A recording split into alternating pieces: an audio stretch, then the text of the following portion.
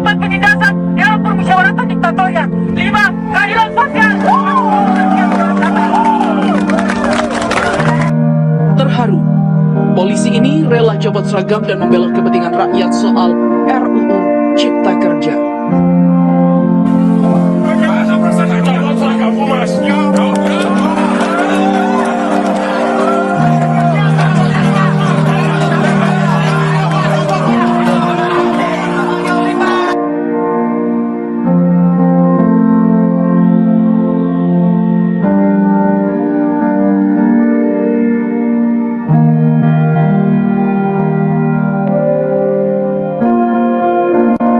Kalian ini pemimpin-pemimpin Indonesia,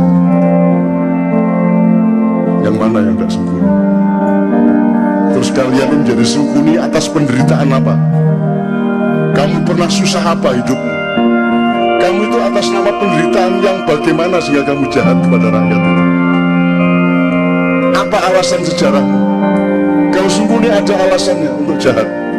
Sementara kita dipimpin oleh sungkuni-sungkuni yang tidak punya alasan sejarah untuk jahat kepada rakyatnya. Kamu pernah menderita? Wong kamu yang tidak pernah utang seperti anak-anak utang. Kamu tidak pernah kredit seperti mereka. Kamu lancar-lancar saja kok. Gitu? Kamu juga anak orang yang tidak miskin, cukup kaya sehingga kamu bisa nyalon kok. Urusanmu sama uang-uang besar. Atas nama apa kamu jahat kepada rakyatmu? Apa alasan sejarahmu? Nah ini Indonesia ini, kamu itu menderita apa? Sehingga kamu kejamnya begitu rupa kepada rakyat. Kamu pernah menderita apa? Kamu pernah miskin apa? Karena kamu pernah puasa kayak apa? Kamu pernah tirakat apa? Kamu lancar-lancar semua kok. Kamu bisa membayar miliaran kok dari pejabat. Apa alasanmu untuk jahat pada rakyat?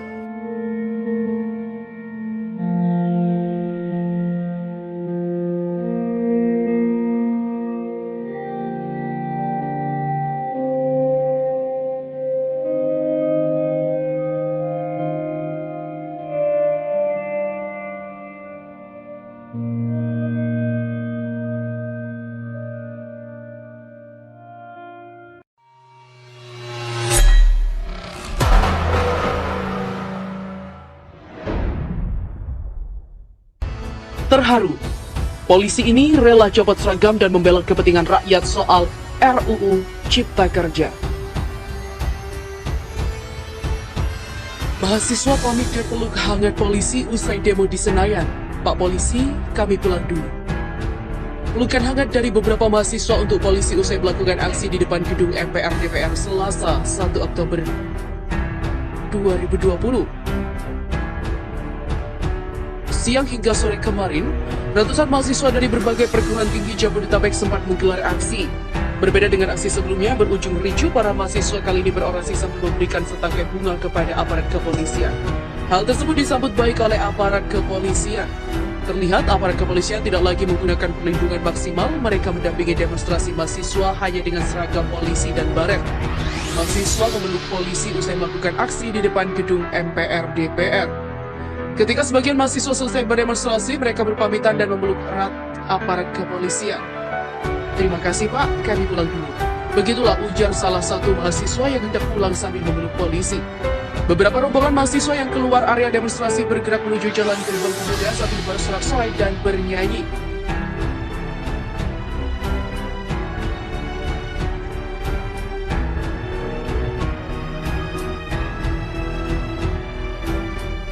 Dan berikut ini adalah 9 fakta demo mahasiswa di sejumlah wilayah di tanah air. Anak PAM dan juga pelajar ikut demo di Salatiga. Gabungan mahasiswa Universitas Kristen Satya Wacana UKSW STAMA dan IAIN Salatiga dan puluhan anak PAM menggelar aksi unjuk rasa di gedung DPRD Kota Salatiga pada Senin kemarin. Salah seorang anak PAM yang turut berorasi, Yuka, menyoroti tindakan represif aparat dan pasal pemidanaan gelandangan.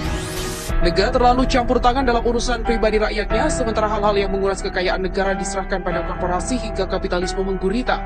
Sementara itu, Christian Prabowo, salah satu pelajar, mengaku memanfaatkan libur sekolahnya dengan ikut aksi bersama mahasiswa. Yang kedua adalah ibu hamil tertembak saat demo di Kendari.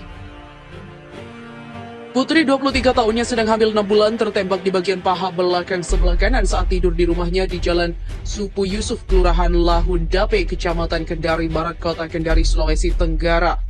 Di hari yang sama, aksi unjuk rasa di gedung DPRD Sulawesi Tenggara juga berakhir ricuh.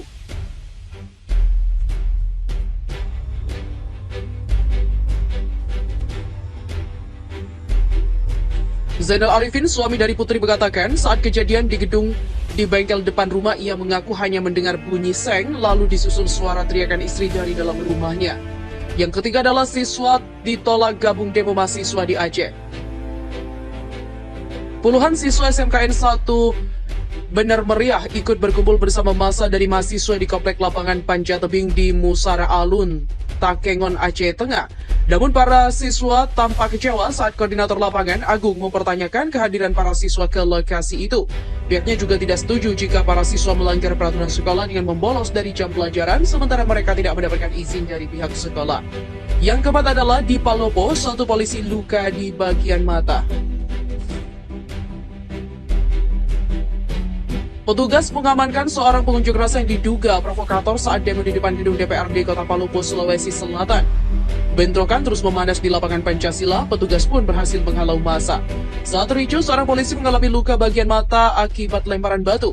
Korlap aksi Al-Ghazali mengatakan unjuk rasa ini dilakukan untuk menolak undang-undang yang baru saja disahkan dan meminta kepada Presiden RI untuk mengevaluasi Kapolri serta Menko Polhukam. Yang kelima adalah di Samarinda, 3 anggota DPRD dikurung massa. 3 anggota DPRD Kalimantan Timur atau Kaltim dikurung dalam kerumunan massa saat aksi demo di depan gedung DPRD Kalimantan. Mereka adalah Rusman Yakub P3, Sarkawi Golkar, dan Syafruddin PKB yang menyambangi massa yang tengah berorasi. Karena tidak diberi kesempatan bicara, mereka kembali ke areal gedung Dewan. Di saat yang bersamaan, massa membuat barisan barikade dan berdiri bersimpul menutup jalur untuk mereka. Beberapa personil polisi dan Satpam DPRD keluar dari barisan menjemput ketiganya dari kerumunan massa. Yang keenam adalah di Bandung, demonstran robohkan pagar gedung Dewan.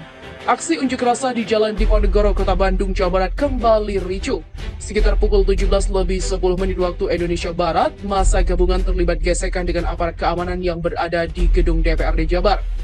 Kericuhan terjadi setelah para demonstran merobohkan pagar gedung DPRD Jabar. Dan insiden itu mirip dengan aksi unjuk rasa yang terjadi pada pekan lalu.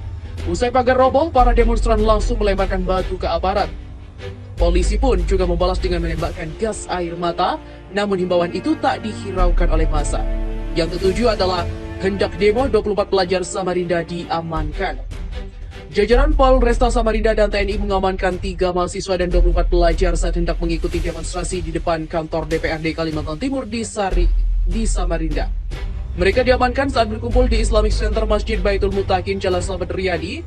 Mereka kemudian dibawa ke kantor Polresta Samarinda sekitar pukul 10:10 WITA. Sementara itu, Darwoko menjelaskan pengamanan para pelajar berkaitan dengan surat edaran Menteri Pendidikan dan Kebudayaan yang ditindaklanjuti oleh pemerintah daerah. Kalian ini pemimpin-pemimpin Indonesia ini, yang mana yang tidak sembunyi? Terus kalian ini menjadi sembunyi atas penderitaan apa? Kamu pernah susah apa hidupmu? Kamu itu atas nama penderitaan yang bagaimana sehingga kamu jahat kepada rakyat itu? Apa alasan sejarahmu? Kalau sembunyi ada alasannya untuk jahat. Sementara kita dipimpin oleh sembunyi-sembunyi yang tidak punya alasan sejarah untuk jahat kepada rakyatnya. Kamu pernah menderita apa? Wong kami tidak pernah utang seperti anak-anak utang. Kamu tidak pernah kredit seperti mereka. Kamu lancar-lancar saja kok. Ya toh? Kamu juga anak orang yang tidak miskin, cukup kaya sehingga kamu bisa nyalon kok. Urusanmu sama uang-uang besar. Atas nama apa kamu jahat kepada rakyatmu? Apa alasan sejarahmu? Nah ini Indonesia ini, kamu itu menderita apa? Sehingga kamu kejamnya begitu rupa kepada rakyat. Kamu pernah menderita apa? Kamu pernah miskin apa? Karena kamu pernah puasa kayak apa? Kamu pernah tirakat apa? Kamu lancar-lancar semua kok. Kamu bisa membayar miliaran untuk jadi pejabat. Apa alasanmu untuk jahat kepada rakyat?